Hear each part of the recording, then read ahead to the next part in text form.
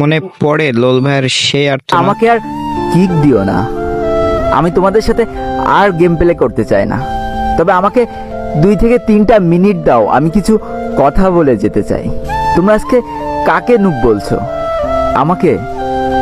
তাহলে তোমরা হয়তো ভুলেই গিয়েছো যে তোমরা যেদিন প্রথম এই গেমটা ইনস্টল করেছিলে সেদিনও তোমাদের লেভেল কিন্তু অন ছিল, আর সেদিনও তোমরা আমার মতোই সাদা জামা আর এই কালো প্যান্টটা পরেছিলে। সেদিনও তোমাদের কাছে কোনো গান স্কিন আর কোনো ইমোট ছিল না। সেদিনও ঠিক আমার মতোই তোমরা অসহায় ছিলে। আর আজ দেখো তোমাদের কত অহংকার আর গর্ব।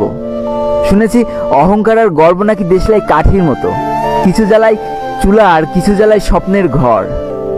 মাঝখানে তফাৎটা কি জানো? খালি এই দেশলাই কাঠি ব্যবহারকারীর। জানো তো, আমি না তোমাদের মতো 10-12টা করে কিল করতে পারবো না।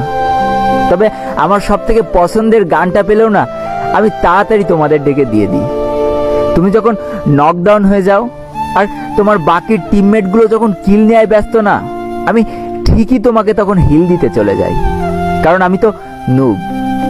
অনেকবার হয়েছে কি জানো, হিল তো আমি ঠিকই দিয়ে দিয়েছি, কিন্তু অতগুলো ইনিমির মাঝখান থেকে আর আমি হয়তো বেঁচে ফিরতে পারিনি। তাতেও আমার কত আনন্দ যে আমি আমার পুরো টিমমেটটাকে তো হিল দিয়ে দিলাম, সে তো বেঁচে আছে, সে একাই খেলে দেবে।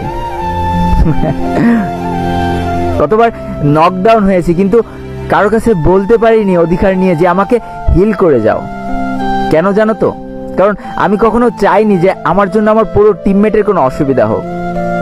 চুপ করে দেখে যেতাম যে আমার লাল এইচপি গুলো আস্তে আস্তে কমে যাচ্ছে আর আমি মারা যাচ্ছি, কিন্তু তবু আমার বলার সাহস ছিল না যে আমাকে হিল করে যাও। আমার যতই এইচপি কম থাকুক না কেন, আমার ব্যাগে যদি একটাও মেডকিট থাকতো না, তবু আমার পুরো টিমমেট চাওয়ার সাথে সাথে আমি ব্যাগ খুলে দিয়ে দিতাম।